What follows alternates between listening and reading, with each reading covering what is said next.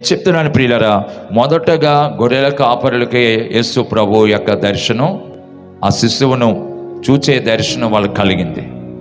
వాళ్ళు ఏం చేస్తారో చెప్పన, ఆ యేసు ప్రభు ఎక్కడైతే పరుండ పెట్టారో, ఏ పశువుల పాకలో పరుండ పెట్టారో, పశువుల తొట్టిలో, ఆ పొత్తిగుట్టల మధ్య ఆ గొర్రెల కాపరులు వెళ్ళి సాగిలిపడి ఆయన్ని ఏం చేస్తారు, పూజించారు.